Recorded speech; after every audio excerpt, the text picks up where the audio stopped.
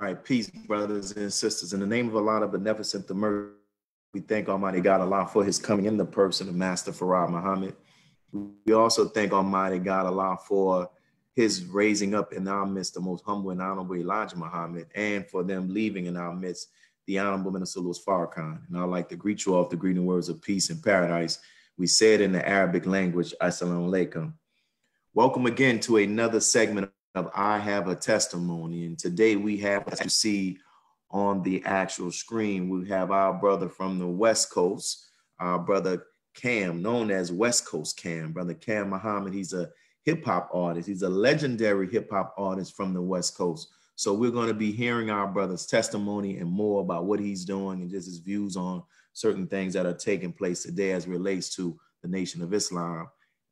So thank you all. So make sure you're sharing this on your page. We would greatly appreciate it. Make sure you're inviting others in as well. So before we get into this, I always start off letting how we're doing what we're doing. This is a quote from the Honorable Minister Louis Farrakhan on December the 1st, 2001, where the Honorable Minister Louis Farrakhan says, "I write you from my prison, a prison without bars that has been made for me because of the passion for the truth and justice out of which I speak, and the propaganda that makes me appear to be to many as anti-white, anti-Christian, anti-Semitic, and anti-gay. None of these names accurately describe who I am. I hope that you will open your heart to what I am writing, notwithstanding the prison from which I am writing." So when I do these shows, brothers and sisters, everybody that comes on has a network, has an influence, the guests. And they have been blessed to be around and experience the Honorable Minister Louis Farrakhan and be touched by the Honorable Minister Louis Farrakhan. So we're here to bring them to give their testimony about their own life and also how the Honorable Minister Louis Farrakhan has positively impacted their lives, so that other people who may have not had that experience with the minister can see that he's not the boogeyman that this world is trying to make him out of. So we see, I always try to get some data to back up what I'm saying. You see these numbers. Over 90% of the people who watch these testimonies every Sunday say that they're beneficial, to them. 90% say that it helps them as an individual, it helps them in their faith, And over 90% said that it also helped them to gain a greater understanding of the Honorable Minister Louis Farrakhan. So keep sharing, bring somebody else on, share this so somebody else can also benefit from it as well. And here you see some quotes from the survey that we did, people talking about the testimonies. This person said the testimonials have helped me in my understanding of the Honorable Minister Louis Farrakhan on how to never give up, keep striving for excellence, no matter how hard life gets. And I like that because life is hard, but we should not quit. We should not quit. And watching these testimonies inspire somebody to say, I'm not going to quit. I'll just go to this. So if you're following us on YouTube, please go to YouTube and follow us. And also follow us on our Mosque Instagram page so you can stay abreast on what we're doing here in the city of New Orleans. And in addition to that, you have access to such materials that can help you defend our man, our brother, our father on social media. These are a whole playlist of clips of ammunition to battle back those who's trying to say that our brother is an anti-Semite. We're building a playlist that's dealing with, did we kill Malcolm X? Because a lot of our people are repeating stuff that they've never really even heard the minister for themselves. They're just repeating the lies by the media. So also, if you need anyone to pray on your behalf or pray on the family members' behalf during this COVID, please submit their names. Or if it's anything, please submit their names so we can add them to our prayer group. And then in addition to this, we're in the process of working to pay off our mosque mortgage. So if you want to give a donation, you can give to $Mosque 46 via Cash App. And our website was hacked, but we're in the process of getting it back together. But on our page, and I'll release the actual link, we have a GoFundMe. So if you want to contribute, please contribute to help us do this so we can do more in the city of New Orleans. Inshallah, on next week, brothers and sisters, we're going to have another sister. This month, we have been, the guest theme has been those who are some of our artists and great talents in the nation. We're starting with our brother Cam, and inshallah, on next Sunday, we're going to hear from our sister Akila Nihanda. So getting to where we're about to go, as I said, we have our brother Cam, who just last night released as I say, fire. I love the track, Culture Vulture. So make sure you go and stream it. Make sure you go and watch it on YouTube or whatever the services you use to listen to music. But we're going to place the link in the comment section. But we want you all to share this. Don't just say it's good. Share it, because more people need to hear it. Share it the same way some of you all were sharing, complaining about that WAP video. We need you all to share this, right? Because we can't be complaining about the negative, and when we got people throwing it down, standing up for what is right, we don't get behind them. So make sure you all share this. So let me stop sharing this screen. We're going to get right on to it, and I'll be bringing our brother on. Close this out. Bring my video up. So is that you, brother Cam? Got we getting the mirror. Here we go. Well, that's another brother. That's not Cam, but we thank you, my brother, whoever you might be. All right. Let me bring out. There you go. Bring our brother on. He'll be coming on. Here we go. Peace, my brother. Peace, my brother. So, and man, first, Walaikum Salam, brother. Let me first, man, thank you for what you do.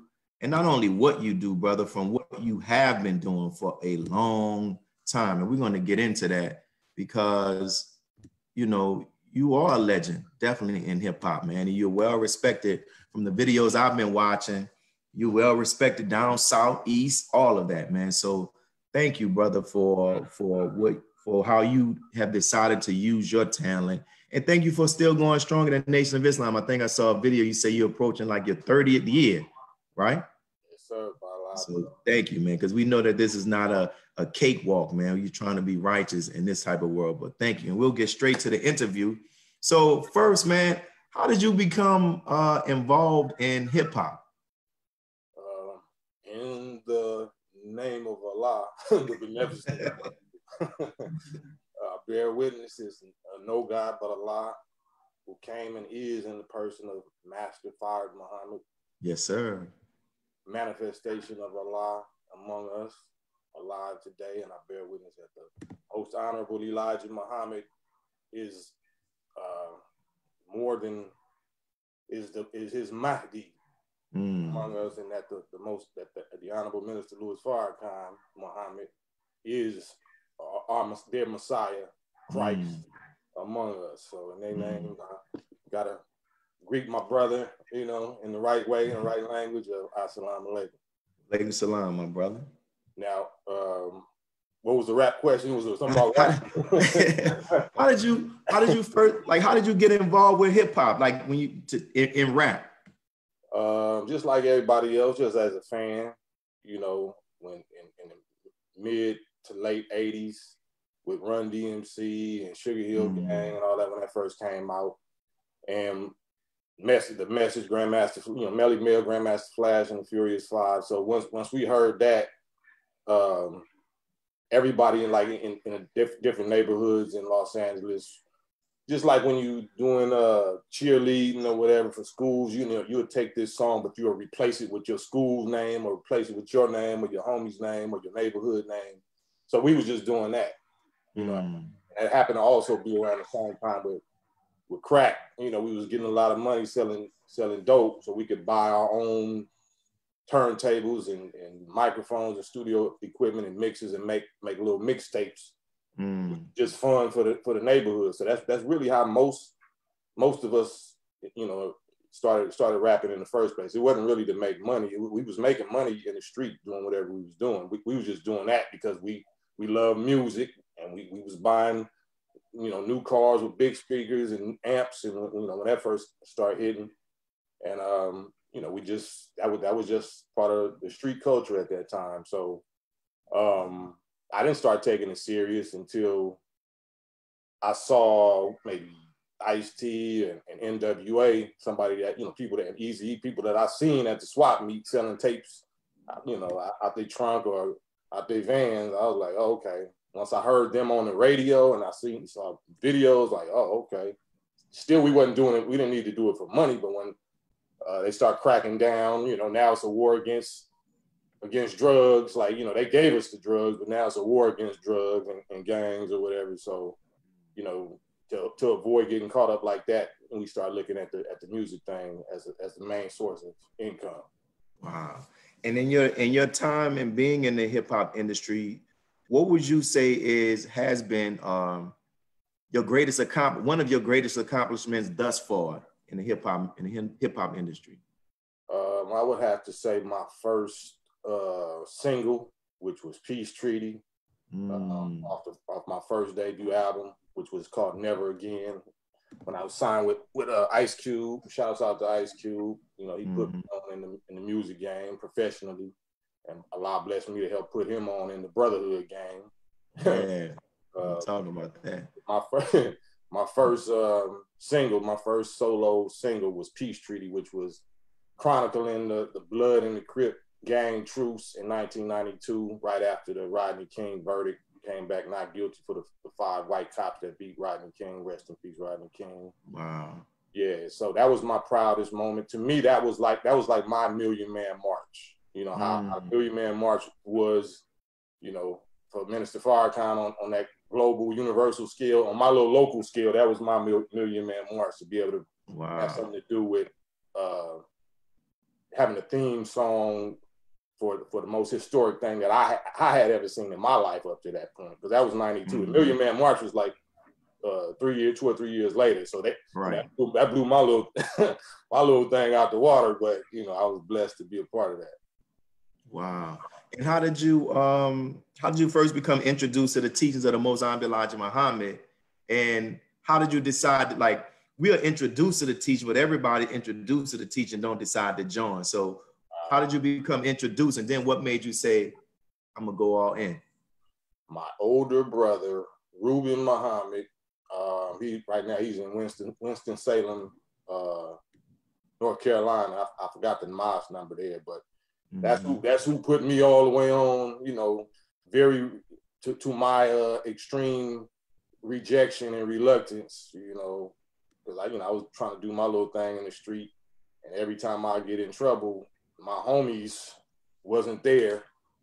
I only want to be there would be him. He'd be like, where your homies at? You know what I'm saying? And, I was really trying to hear that. And he had already took a real big leap of faith because he was in the Navy. But I forgot how many years, you know, and he had started going to, the Navy gave him a scholarship to go to USC. And while he started going to USC, he started going to the Black Student Union meetings. And at that time, they was allowing the FOI to come on campus with the papers and the VHS tapes of Minister Farrakhan and, you know, distribute them to the Black Student Unions on the campuses.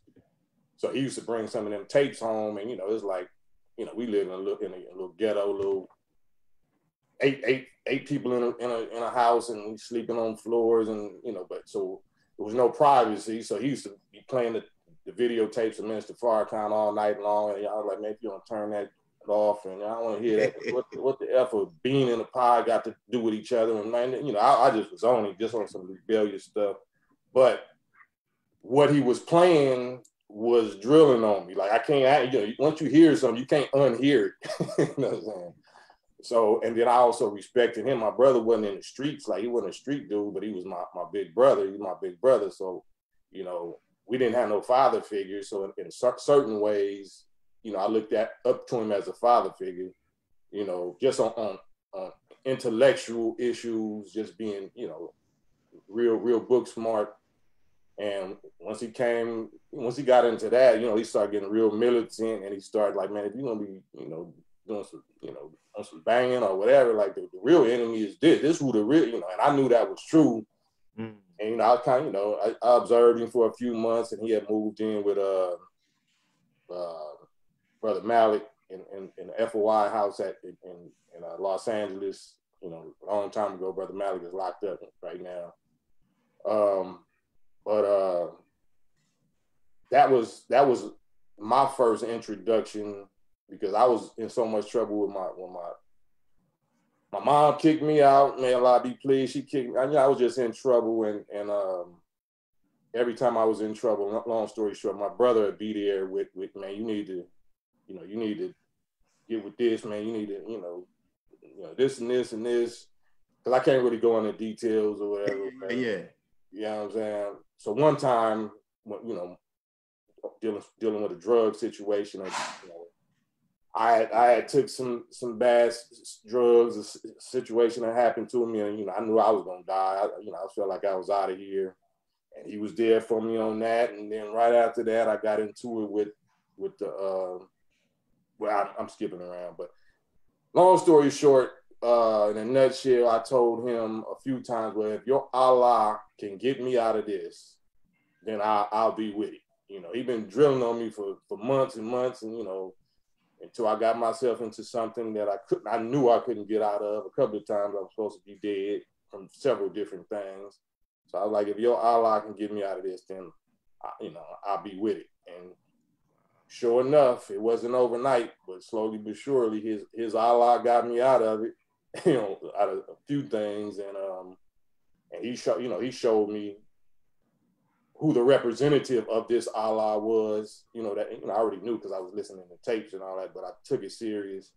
And from that point on, once his Allah got me out of this certain thing, then I was like, I'm with it, and I've been keeping my word ever since. Wow.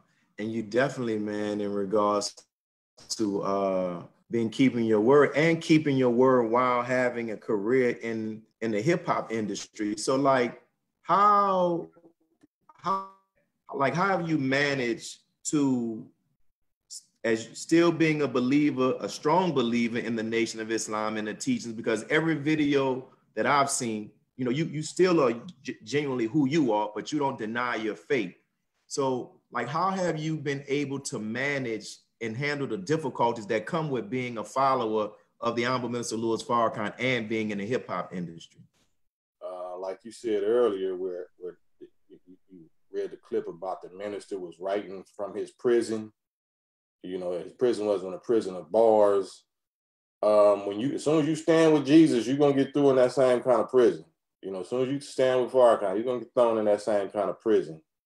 So it's, in my opinion, I don't want to be like vulgar, but it's kind of like the lure of sex, the pleasure of sex, and then, you know, the minister's words and his representation and his being and all of that is so pleasurable and attractive and inviting. And is going to invite you into that intercourse, but boy, you're going to get left with a burden, and you're going to get sick, and you're going to go through some changes. And with me personally, I became a little Joseph too. I got thrown, I got sold out by my own brothers. People left me for dead. A lot of my own brothers or sisters, like, I thought I was just like you said, I thought I was a pretty potent instrument for our Father, but I guess your brothers forget about you. They want the exclusive attention of the Father, and they'll throw you in the well, and you'll have to go through the lot, what Joseph went through before he finally matured, and God blessed him to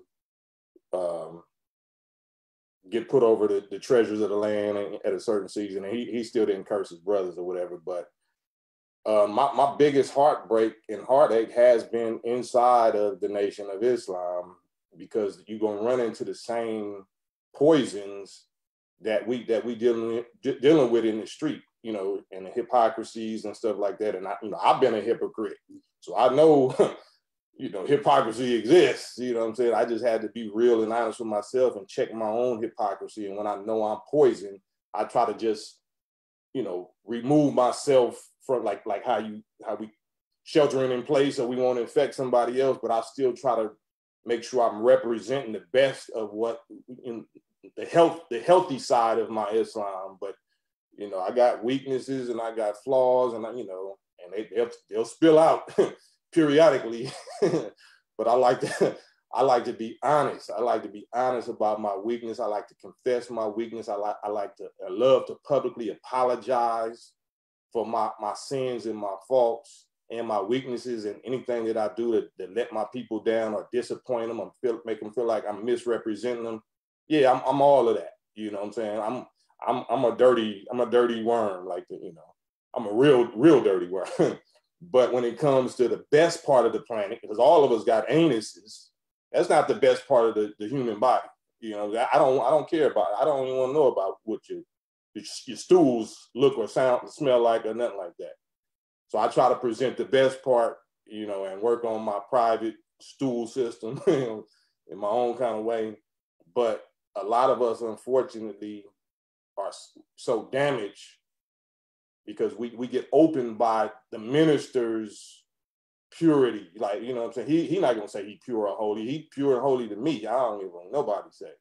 So he gonna get us open and make us want to come all the way to the light bulb or to the flame as little moths, and we're gonna get burnt. We're gonna get burnt, you know what I'm saying? But it's to burn us, to turn us into little flames. We're supposed to become flames also. We're not supposed to stay moths. I know I'm rambling and ranting, but there's a lot built up, bro. No, you're not rambling at all. You're not rambling at all, brother, because you're speaking about a real experience. You know what I'm saying? Like a brother told me one time, he said, you accept Islam twice. He said, when you do it on Sunday, but then when you begin to start seeing the ideal when it meets the reality.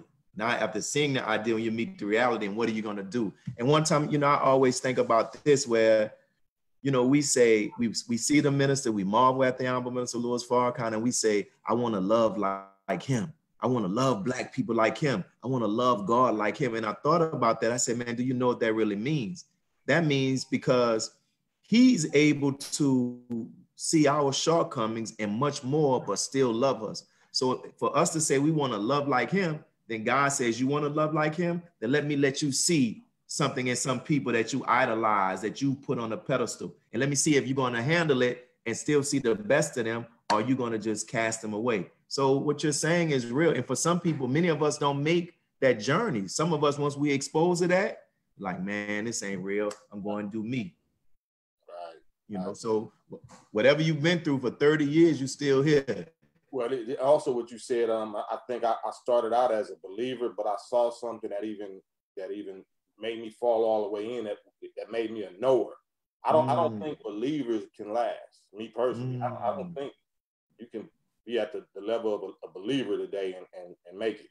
You have to know. You have to have absolute conclusive proof in your own heart and mind that I know that this is Farrakhan is the Messiah or the messenger of Allah among us. I know Elijah Muhammad was absolutely fulfilling Moses, and his God was the God of Moses. Like, you got to know this. Like, if if you ain't knowing, then I don't think you're gonna make it personally, unless you're with somebody. You can be a believer that's with somebody that's a knower.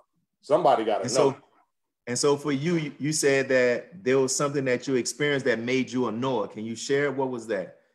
It's too much to. It'll sound like it'll sound too spooky, and I don't That's why I try to stay away from. I like to bring it down to practical, real life, even though it was practical, real life stuff. Hey.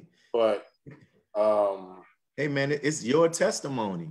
You see what I'm saying? So if you don't want to share, you don't have to. But no, this is your testimony, because evidently, whatever it was, it brought you to a level of deeper faith. You see what I'm saying? Yeah. So hey, but.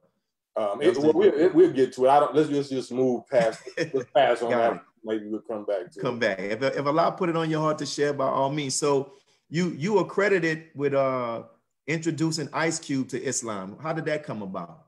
I wouldn't say I introduced him to Islam, but I introduced him to personal representation and relationship. Like like my brother. If my brother became I heard of the Muslim. I used to see him out there on the, But if my brother become a Muslim and I'm with him every day, then he didn't introduce me to the nation, but in another sense he did, because now I can directly observe him and ask him questions and tap him and drill him and question him, and you know what I'm saying.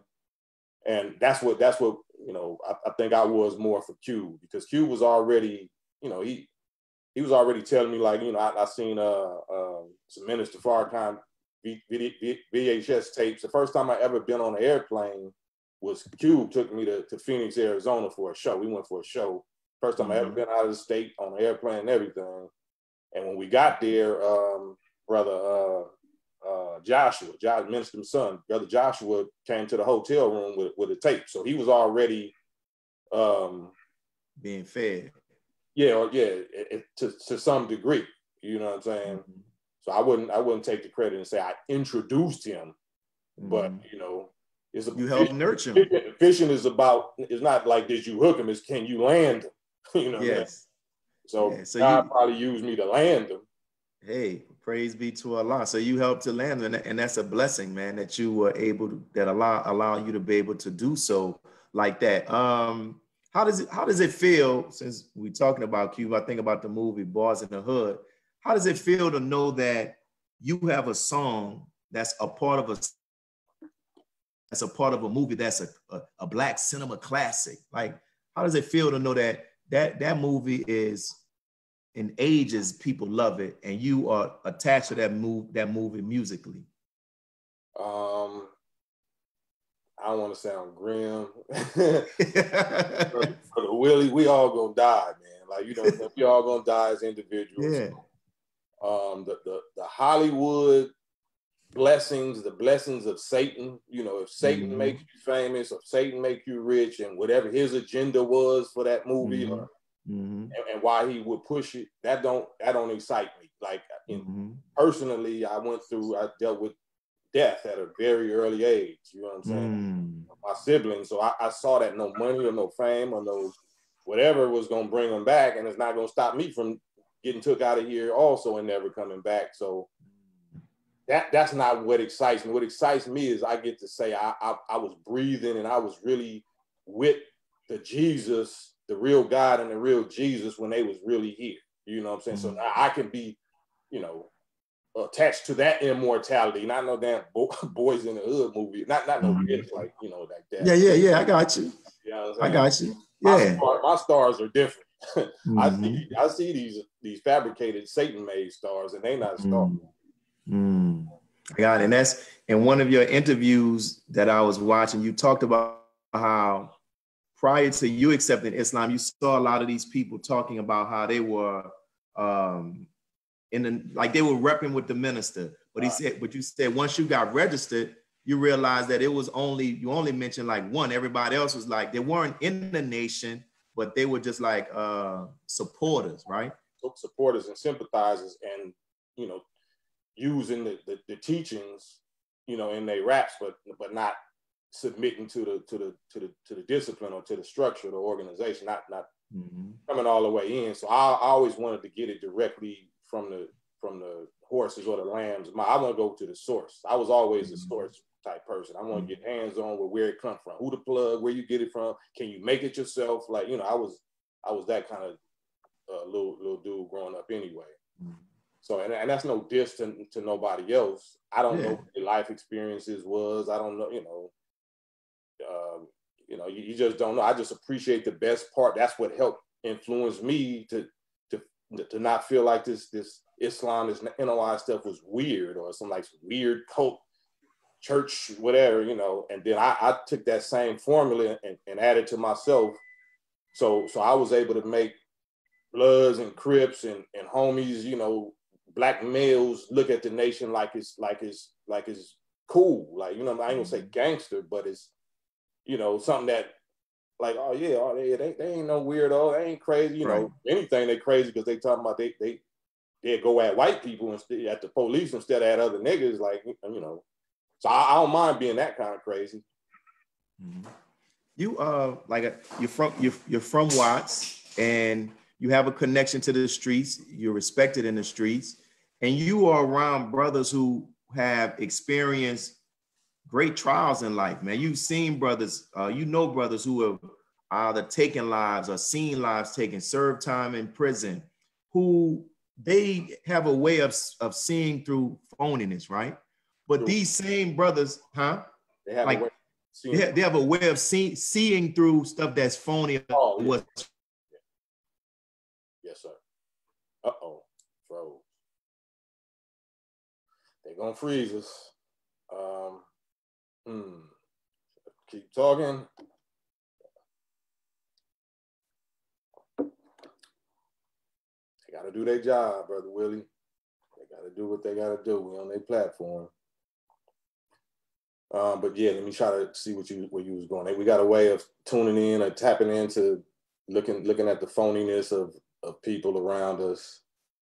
So to be able to affect them means you gotta be sincere and a warrior. They have to see some demos of your warriors. Uh-oh, you're the host now. Uh-oh. So I stay on. They got to see some kind of demos of you being a warrior.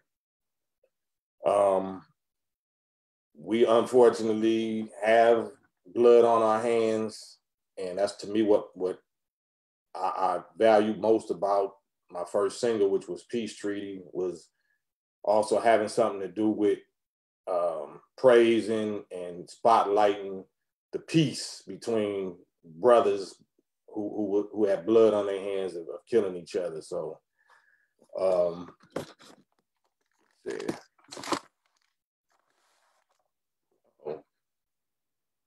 cancel the spotlight. There you go. I'm trying to find out what to do here.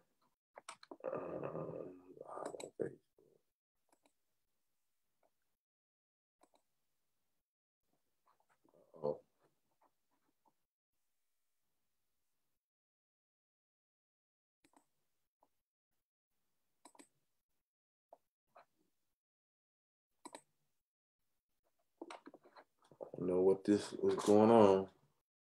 Did I become the moderator? Unmute.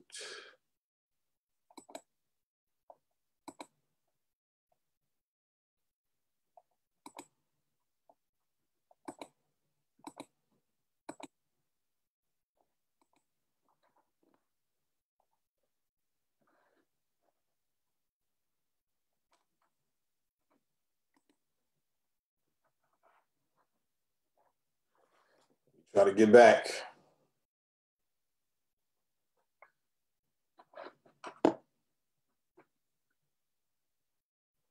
All right, so I'm gonna have to log off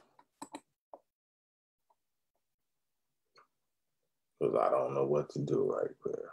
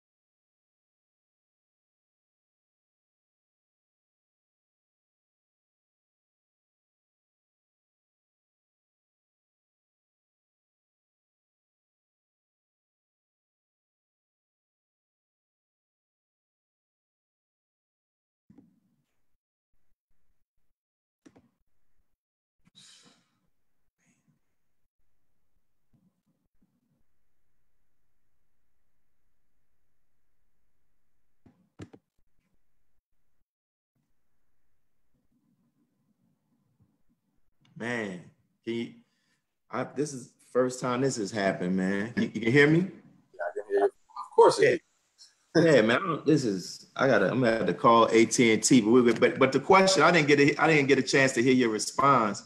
What I was saying was, like from your perspective, what is it about the Honorable Minister Louis Farrakhan that even some of our hardest brothers and sisters can see the value in the minister enough to listen and put the guns down and transform their lives from your perspective? Because I believe that they see him being a warrior against the beast, against the greatest enemy. Everybody can act like they tough against other niggas and other blacks or blacks and browns and all of that, but we all know who the superior, supreme, most powerful enemy that has conquered the whole world is. It's the American white man, right? And the so-called Zionist white man, that's also aligned with America. So us knowing that our biggest enemy is the police, the white judges, the justice system, these white lawyers, these COs in these prisons. We know who the real the slave man. We know who the real enemy is, but we cowards. We feel like we already outgunned, outmanned. So I'm not gonna be a total punk. I'm gonna prove against my brother I can kill him, and I can prove I'm not scared to be killed by him. But we think white man bullets send our souls to hell. They don't just kill our body; they'll kill our soul. They'll send us to hell or something. You know what I'm saying? Because we don't mind dying from another black man bullet or serving some, but we won't do that to the people that has destroyed us and is still destroying us. So now with this so-called Black Lives Matter organization, they using what they know is the time for us to unite and uprising and dry bones to come together and as an army against that. Now they got to graft and leech themselves onto that struggle so they can control it and manipulate it and make it go where they want it to go, which is against Trump's supporters or something like that, instead of against the real Satan that's manipulating both of us. Man, and that's something. You talked about how your first song was Peace Treaty, and in your interviews you talked about how now you are known in various circles as Mr. Peace Treaty. Right. So can you talk about the work that you have done to bring unity between the Bloods and the Crips, but also between the Black and the Brown? Because one of your last musical pieces was Mutual Respect, and you were dealing with that. There we go, mutual respect. So can you talk about that, your work in doing that? Just using my ministry, my platform, because music and entertainment and sports is something that our people worship, Black and brown. So I didn't want it to be that important. I wish we worship what we're supposed to worship, but since we worship this, then we got to put the message in the thing they worship. So if you're trying to get a message across to our people, Black and brown, like the minister said, one rap song is more influential than 1,000 lectures, religious sermons or whatever, lectures. Yeah. So Black people, we love music by nature. Our Latino, Mexican family love music by nature because we both from the same, same native indigenous people, just two different tribes. So we just want to hear, and we both been bit by the same snake, but we just want to hear a next level demonstration, because music is a vibe. You can tell if somebody is really sincere by if they, they sing with their soul or they rap from their soul, and if they rapping about our common enemy and our common struggles and our common pains, and they doing it in a soldier way, and they going against the real enemy instead of saying that the brown is your enemy and the brown, we not your enemy. Somebody got to stand up and put themselves on the line, in a line of fire, like the minister say, conflict resolution. You got to get out there and be 10,000 fearless in the middle of the manufactured beefs, and it's real bloodshed, it's real war, it's real beef, but the motive of it, the reason of it is manufactured and always have been by these Satans. So now you gotta manufacture something of your own, some kind of, wise technology, righteous technology to drop a virus of healing and brotherhood and unity on them when they don't know it. So if they already know you're not a punk and you a rider or whatever, but now you doing this. So that's why I got to say shout out to Minister Abdul Malik Saeed and formerly Minister Tony with the Peace Rise. Yeah, Peace Rise and the 13s, the Mexican gangs and the East Coasters and the Hoovers and Crips in Los Angeles right now, because they ceased firing and putting a peace thing demo down that was never seen before. You know what I'm saying? Wow. So, but it's through these kind of demos. It have to be done by people that was already warriors that he was a warrior, like so. And then they gonna vet you. They gonna have to go to the big homies and behind the wall and they it's right and this and that. It's a whole lot of politics because there's been a whole lot of bloodshed. So it's not about we holding hands and singing Kumbaya together. No, it's just about respect. We not we gonna put these. We're not gonna gun at y'all. Y'all don't gun at us. Don't cross this line. We both see here who the real enemy is, and Trump ain't really that. You can think he's that, but he does represent who the real enemy is and what the real enemy is and why we have to come together as brown and blacks, whether we like it or not. So made me think about when you said about Trump and one of your I think you were being interviewed with some brothers from Atlanta and they were talking about Trump and you're like, man, I'm more concerned about the people who put Trump in office. Because people get focused on Trump, like, yo, people voted for this man. That's who you need to be, you know what I'm saying? That's who you need to be dealing with, but that we get our emotions. And since we're talking about like with conflict resolution, you were a part of the meeting with one of the artists that were there when the minister had all of the artists come to his, I think it was the Salam or to his home, the East Coast, West Coast Summit. Can you talk about what that experience, what you remember, what words the Honorable Minister Louis Farrakhan shared with you all? The same words that he been sharing to the public. He ain't gonna tell you nothing different. You know what I'm saying? If anything, he's gonna in private is gonna allow us to vent and blow off steam and say some stuff that we can't say in the public. And the issues that we got with each other. That's what that was all about. Wow. That's real manhood conflict resolution. That's real warrior conflict resolution. Wow. It was a few people from Common to Fat Joe to people on the East Coast. They it was some touching that was going on. Like it was some touching that was going on between me and Cube and Solo and my people. Like, so he allowed us to vent that and to really get that off and try to make a promise or a vow or some kind of declaration that, okay, if it's squashed, let it be squashed. What I need you to do is when you go back from here, let the people know this and say this. Me personally, I fulfilled mine, but I didn't really see the, all the other parties fulfilling theirs. But I got worried about my own backside. But it's that love. It's that Minister Farrakhan is the Godfather, man. Like in a righteous way, not no Marlon Brando, Caucasian mafia, wicked organization. I'm talking about the real righteous Godfather of not only Black people in America, but of this planet. He sits in the seat, the real God, and is what we understand is Most Honorable Elijah Muhammad, but the Honorable Minister Louis Farrakhan is sitting in his seat.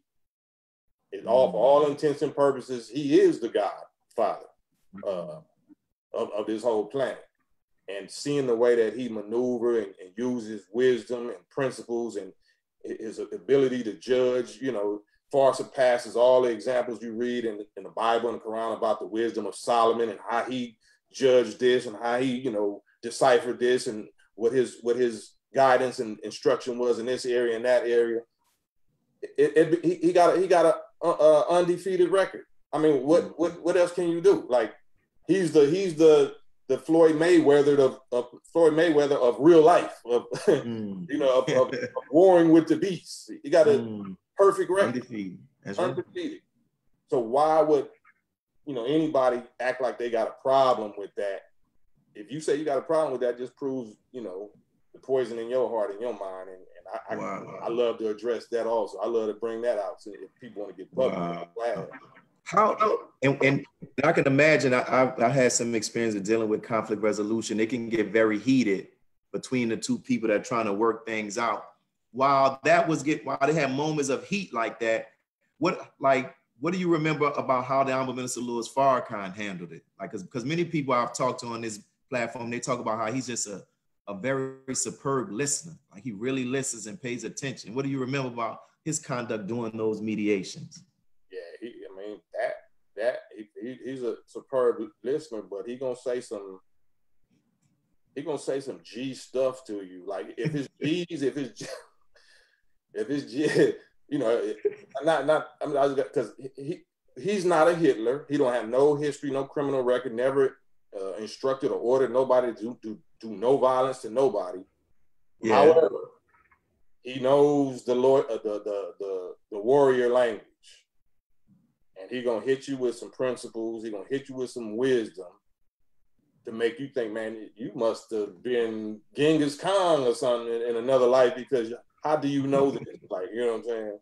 Because he knows how the real enemy been trying to kill him for the last 65 years. You know what I'm saying? This little nigga shit we doing is nothing. I mean, excuse my language. It's nothing. No, man. Nothing. Be you, man. Be you, brother. Be you. You know what I'm saying? Yeah. So wow. he hit you with them bars. You can't do nothing but, like Bernie Mac, shut what they call the F up. It was like, man. Wow. And if you had the opportunity, I ask everybody this who comes on the show, if there were 3 qualities about the Honorable Minister Louis Farrakhan that you had the opportunity to tell the world about that he possesses, what would be those 3 qualities you would highlight and why?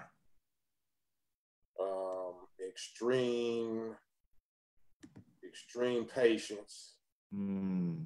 Patience even with the enemy. That over the years, I even got upset, and some of the little hypocrisy or whatever immaturity came out of me because back at the time where they had just Arnold Schwarzenegger was the governor and they just killed Tookie. Yeah, executed Tookie, and then I saw like the minister was actually shaking hands with Arnold Schwarzenegger some years later. You know what I'm saying? That like hurt me. Like I wanted him to, but I understood the level of wisdom and warfare, and just because I remember also some stories of studies of vision. I'm not gonna go all the way into the vision details of a vision that the Honorable Minister Louis Farrakhan had about the Most Honorable Elijah Muhammad and the Pope, right? And he was like trying to offer him some jewels, this big black pearl, and he's like, "Yeah, brother, he's trying to make peace with me." But he threw the little pearl, but I'm anyway. So yeah. You know what I'm saying, so I understand. I understood that, but if I didn't study, I would have a real emotional problem with what I saw. I didn't. It's just like on The Godfather, we gotta hit him now while we got the muscle. Like he was all emotional. He's like, no, I want to, I am the savior of white people and black people. So let them be comfortable. Let them do them. Let's see how they're gonna respond, even after coming from my presence. You know what I'm saying? I'm gonna do what I'm gonna do anyway. I'm gonna do what's fulfilled that I'm gonna do to him anyway. Once Allah, give me, heal me up and give me that power. But that goes into some other area. But anyway, next question. Oh, see, they want to freeze it up. Freeze it up. They just want us to talk about rap, I guess, huh?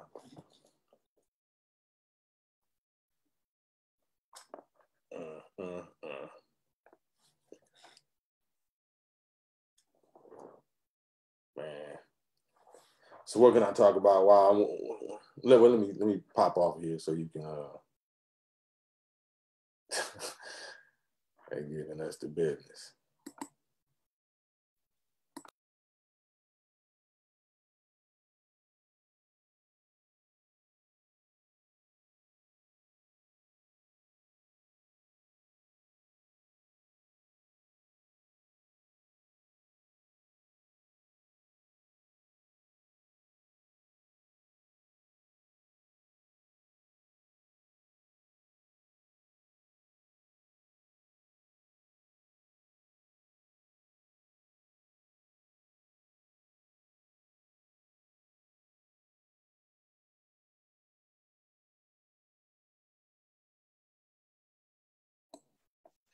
I don't know why we're gonna persevere through all the difficulty, my brother. That's life anyway. So it must be a valuable this interview of what we're doing, and we're having these difficulties, but we're not gonna let it stop us. So you mentioned one. You said patience. What are the other two? Fearlessness, like why I don't know. Well, I don't know if it's fearless because we all got fears, but what courage to where the fear don't mean nothing. So I imagine we all scared of something. We all got fears of something. Nobody want to die. Nobody want to be in pain and feel wounds or whatever. But his courage makes that insignificant. I ain't seen him be scared of nothing except disappointing his father, our Father who art in heaven. So that's why I be trying to be like, when I say my prayers, I say, you know, remove Allah, oh Allah, please remove all fear from me except the fear of disobeying you and displeasing you. I don't care about nothing else, because if he's straight, I don't care who the 7 billion people on the planet. I don't give a damn how they feel about it. I only care about how 3 people feel about it, really. And that's not saying I don't care about them. I still get you. Treat them how I want to be treated, and I love them. But I don't really care when it's all said and done. I only care about how Master Fard Muhammad, the Most Honorable Elijah Muhammad, and Honorable Minister Louis Farrakhan feels about it. That's all. I see that, man. And there was the other. Oh, since we talked about your, tell us about the track you dropped last night, man, and your overall views on this whole Vlad lying and misrepresenting the Honorable Minister Louis Farrakhan. Yeah, I mean, if we seeing how they pressing us to apologize, and we not satisfied with that apology, like, you know, even when you apologize, you know, we don't think, you know, if you apologizing but you still saying that you might be cool with Farrakhan, then we can't really accept that apology and all that. Like, oh, for real? Well, you know, Satan is an extremist, so we got to be extreme also. You know, 400 years of slavery was extreme. Rape, torture, castration, lynching, Jim Crow, dehumanization. That's extreme. And they did it under the name of their God, which was Jesus, and whatever the Jews supposed to be God. You know, they did it under the name of their religion, the Talmud and the Bible. So those are extremists. But now once we have to respond in extreme ways to their wickedness against us, they got a clear history and a clear current track record of what they're doing to us in the street. That's extreme. If you know how to arrest mass murdering white boys without a scratch, but you have to kill us, you know what I'm saying, just for not letting put no handcuffs on us or something, like that's extreme. You know what I'm saying? So when it comes down to the celebrities and they not using their platform to deal with the extreme, chanting a slogan, Black Lives Matter, is not going to do nothing for us. Why y'all won't be extreme enough to say the word reparations? You know what I'm saying? Nick Cannon, LeBron, Deshaun Jackson, whoever, you know what I'm saying? Why you can't say reparations? Because that's exactly what the white Jewish people in Israel, we've been paying them for the last 72 years. Is that extreme? Why is it so crazy and extreme if we saying that? Why is that hate? Or why, you know, just get over it. That was 300 years ago. No, it wasn't no 300 years ago. That's the case. Like Biden, the persecution of white Jews in Germany, that's 125 years ago. Why is it your priority right now to make Israel, you know, your vow to take care of them and make sure that they have their own separate state and territory based strictly on their race, and they're suffering because of their race? You know how to take our tax dollars from the slaves that y'all enslaved for 400 years and destroyed. Taxes you ain't supposed to be taxing us in the first place, and then send that over to your white brethren, you know, in Israel for their own separate state and territory, which you know you owe us. And we didn't enslave them over there. We didn't do none of that. Hitler and his own white brothers did that. But you showing us you know how to do it for the last 72 years. The Most Honorable Elijah Muhammad said, we demand that you just do that for us for 20 to 25 years. And you the ones that really destroyed us. You owe that. We don't owe, white people in Israel nothing. So I have to be that extreme as an entertainer and use my platform to say that. That sounds extreme. That's not hardly extreme. That's not extreme enough in my view. That's justice. That's justice. But so that's what I want to do. That's what I use my platform for. So when you hear of Vlad or somebody, using his platform to infect our people and affect our influencers like D.L. Hughley and Godfrey and whoever else, that you can actually say that to, talking about chosen people is some bozo shit, you know what I'm saying, an idea or the concept. Oh, it's a bozo stuff now because you see us waking up, the real children of Israel, and you see that you're going to have to come out that disguise. So now you're going to use your platform to say it's some bozo, S-H-I-T. Like, no, I got some bars for you. I got some bars, Vlad. And then he hit me personally, in my inbox and trying to, test the water and say this and say that. Like, dude, what nigga? He's a nigga to me. You know what I'm saying? Pink nigga.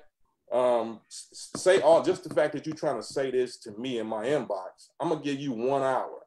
I'm gonna give you 1 hour. It was like 12 o'clock in the morning, 1 o'clock in the morning.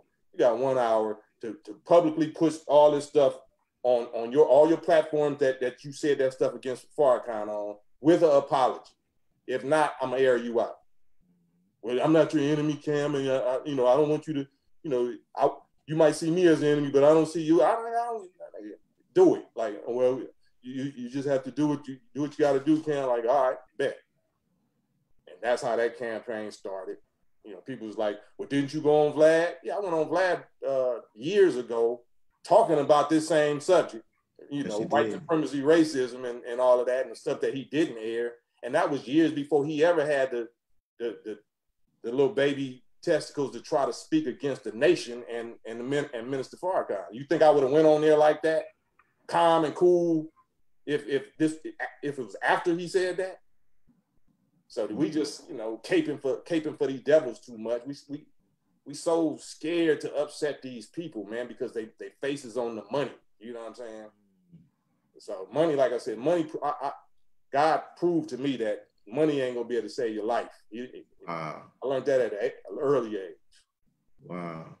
Yeah, that's one thing, my brother. From, as I said, from your music and watching your interviews, you're not afraid. You're not afraid. Your yes are your yes and your no's are your no's, and you don't shy down with your relationship to the Honorable Minister Louis Farrakhan. Just two more last questions.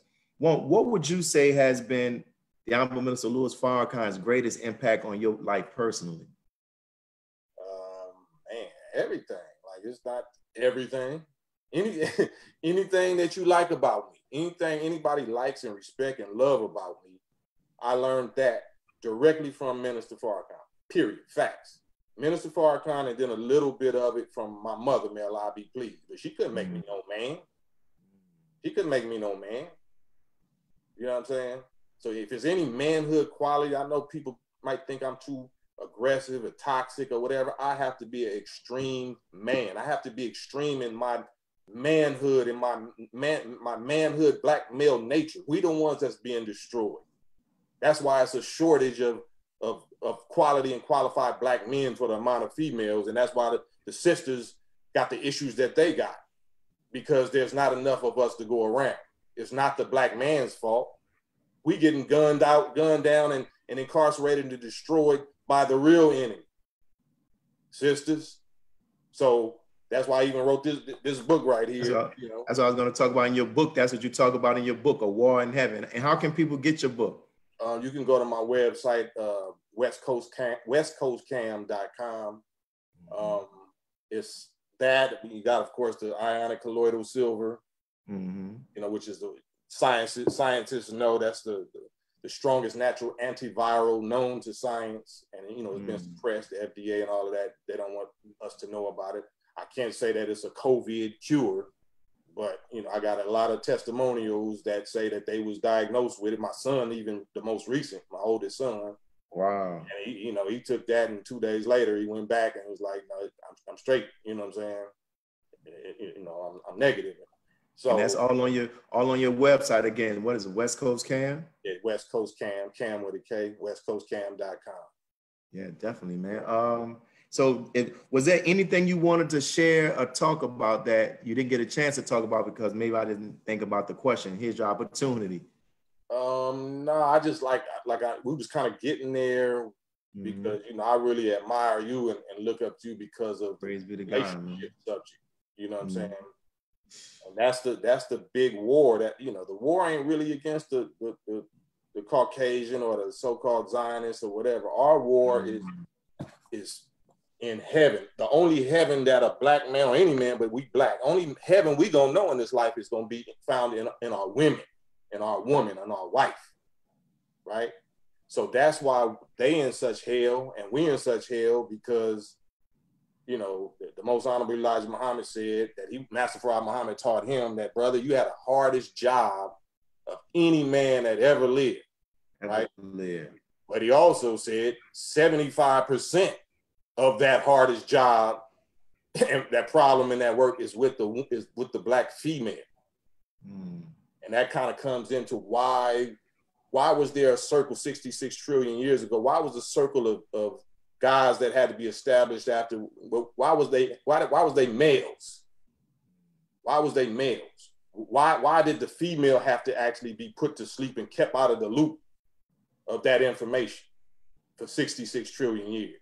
And then the minister said, well, the secret of God is in the female, but that secret had to be even hidden from them, from the women themselves. So it's a lot of deep, coded, questions now that's being, answered and subjects that we got to face. It's not about, I don't like that and I don't like that. Okay, I didn't like being enslaved for 400 years. I didn't like the fact that we the number one target being murdered by every enemy, including ourselves. So the rising above emotion into the thinking of God, study God 18, all of this, even it's really for the sisters. Like the sisters is the ones that treat the minister like a beautiful song, but don't follow it. Don't follow his example. They want us to speak sweet and speak sweet. Oh, you need to talk like the minister. You don't even follow the minister. I got to talk like the minister, and you don't like. So unfortunately, that hypocrisy is being manifested, and we trying to beat the prophecy of Prophet Muhammad, peace be upon him, where he said the majority of the inhabitants of hell was women. You know what I'm saying? We don't want to hear that. We don't want to hear that. Yeah, but you can't ignore the shortage. You can't ignore the shortage and why the shortage exists. That's what we got to face. That's the taboo elephant subject in the room. You know what I'm saying? So I touch on that. This is not quote unquote sanctioned or approved by Minister Farrakhan. This is strictly Cam's opinion and his personal beliefs or whatever. I'm not saying that this is right and exact or nothing, but it's something to think about. Yes, and the Honorable Minister Louis Farrakhan, and I don't know if you had the opportunity to read it in the book, Closing the Gap, he talks about that period where for the protection of our women that they were kept in a certain environment, but now it's time for that opportunity for them to use their gifts and talents to come out, right? And that's that battle. Like when you look in the book of Genesis, the first attack of Satan was against the family. It was about pitting the male and the female against each other. And one of the things that I dislike when I see on social media, like it seems like we get into the battle of the sexes. There's nobody to protect black women, or all black women are this. And we don't realize that, both of us are in the same boat and we're looking at each other as if we were enemies, but we're in the same, because when you look at the teachings of the Most Honorable Elijah Muhammad, even with the statement about the 75% of the work that is with the woman, like people can take that based upon our own experiences and they can take that and run with it. But then you got the other statement where he says, there's no such thing as a no good woman. She's been made that way by a no good man. So that responsibility of self-improvement is on both of us, But if we begin to start looking at each other as the enemy, then the same person that put both of us in this situation end up winning again, Right. So let me even touch on that quote about there's no such thing as a no good woman. Islam is mathematics, right? So no good means zero good. You know what I'm saying? So I don't know no black man, me personally, that ever accused any black woman of being zero good. You know, that's an extreme paintbrush. You trying to, you know, I've never accused. I don't even believe a black woman can be no good, right? So that's kind of a straw manish type of, or what, I forgot whatever the debate term is for that, because I like to get into the details. Like, my brain has been turned out in such a way by Master Farad Muhammad, Most Honorable Elijah Muhammad, and Minister Farrakhan, that I really do be looking at 1/100th of a square inch contains 200 million atoms. Like, he didn't just tell us that for nothing. We got to be really looking into the subatomic beginnings of things. All diseases start out as a virus. They start out as something you can't see. If you can attack it and stomp it out at that level, but if you like that, people feel like you being too anal or you being too, you know, this and that. No, this is where the scientists either start or stop things at. They don't wait till you feel a lump on your chest. Oh, look, I got a problem. It's been a problem way before it was a lump. So that's where, you know, but if you have that kind of mind, it might be too extreme for most people to take. You know what I'm saying? It's like third graders don't come into a fourth year college professor's classroom. You know what I'm saying? Hey, you know. So that's why I gotta, I mean, personally, I try to, but it's extreme. Deep into stuff. Yeah, the house is burning, man. Like the minister is, when you see him, you see the wear and tear on him. You see him giving his life. You see, like, and he. So yeah. So anyway, it's not a, like you said, it's not a gender war. The man is actually the one that's responsible for doing what I'm trying to do, what the minister has already done, and that's educating himself and disciplining himself and informing himself and trying to purify himself to the level that he even is justified having these kind of conversations publicly. Because first thing somebody gonna say, well, what about you? You ain't, oh no, I've been married for, you know, 26 years of my life almost, you know what I'm saying? I'm a committer, like I got a beautiful family, I got this. So, you know, they wish that they could say, you just did. No, you can ask my daughter. I have 3 daughters. You can ask my wife. You know, no, I'm not a tyrant. No, I'm not this. And no, they're not captives like in North Korea. And they got to smile for the camera. No. So it's just anything to be able to reject submission. Yeah. You know what I'm saying? And Allah's not having that today. Minister Farrakhan is the grace. He's the grace and the mercy. The last of it. What comes after him, the ones that's prepared after him are not Mr. and Mrs. Grace and Mercy. It's something else coming after him.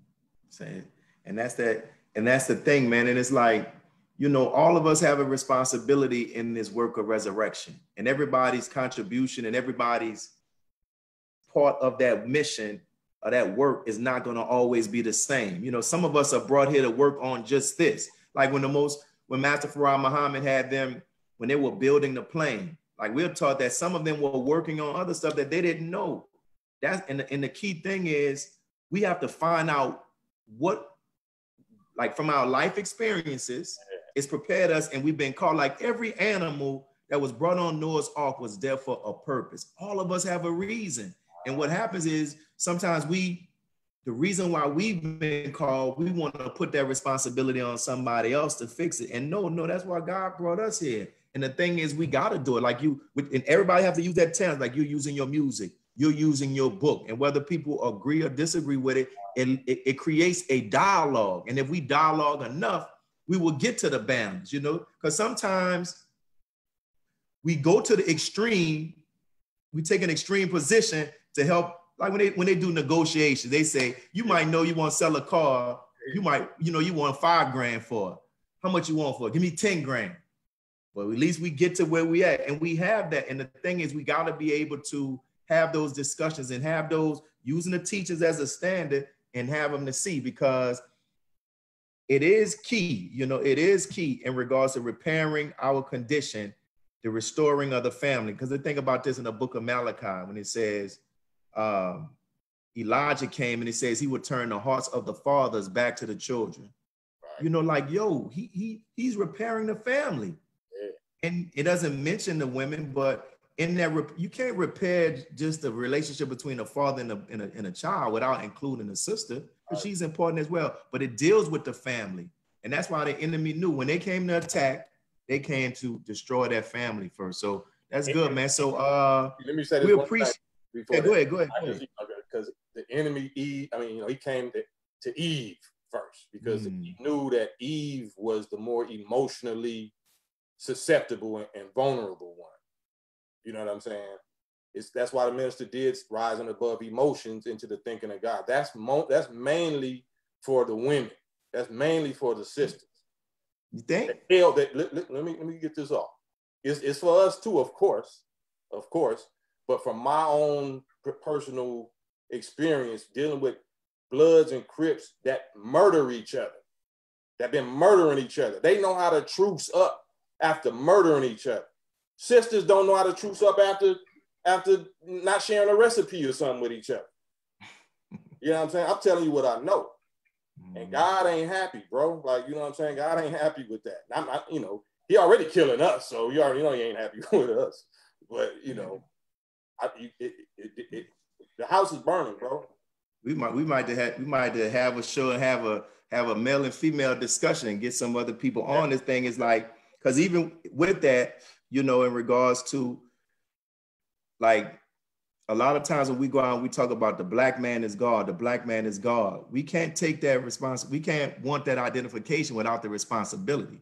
You feel what I'm saying? Because even though the snake, according to the book of Genesis, it came to the woman, but think about that. The snake came to the woman, but when God came back to find out what went down, he came to the man. He was a punk.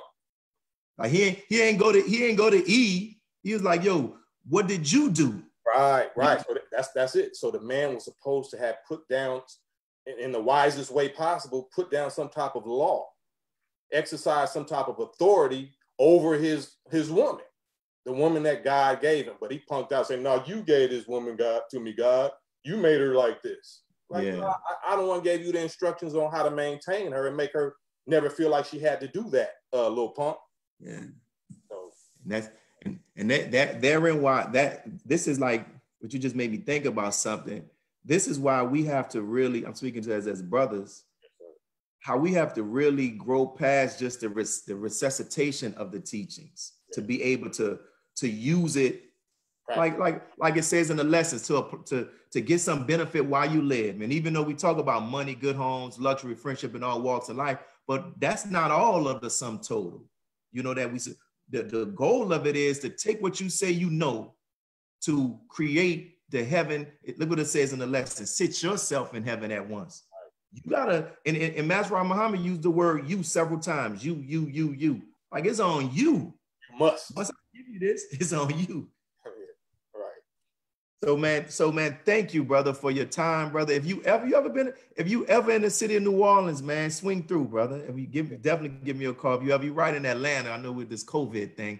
But listen, man, thank you for your music, because like you say, even though we're not going to be here for some time, but like that song that you made, Peace Treaty, is here.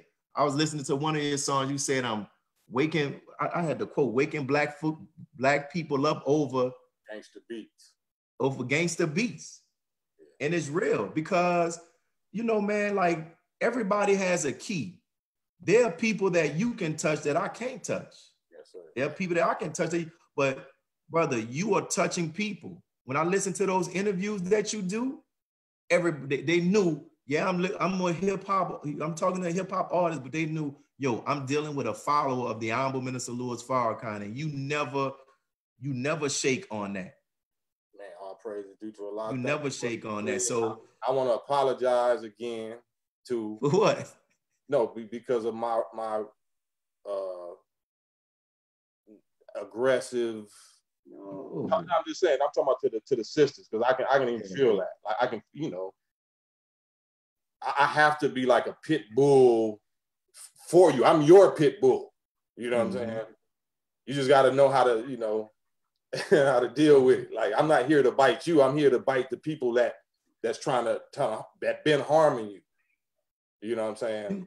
You know what I get from your words, my brother? I think you see and understand the value, the tremendous great value that the woman plays in the resurrection and the restoration of the Black man. And I'm gonna find this photo, brother. Dr. Wesley did it in a lecture that he did. It was from Egypt. You familiar with the story of Horus and Set and Iris and all of that? You know, his brother hated on him, chopped him up in different pieces. And from the story, it was the sister who went around and got all of the different pieces and put it back together. So there's a picture of him laying down. He's in a horizontal position and he's dead. But it's two women that's standing around him. And brother Dr. Wesley was saying that in the story, they speak life to him. They spoke life to him and resurrected him, helped to get him resurrected back to that position. So I understand what you're saying. You see the value in the role that the sisters play. And sometimes they might not see that. They may not see the power that they will, how they can, like the minister said with the tongue, they can build us up, or they can tear us down. Man.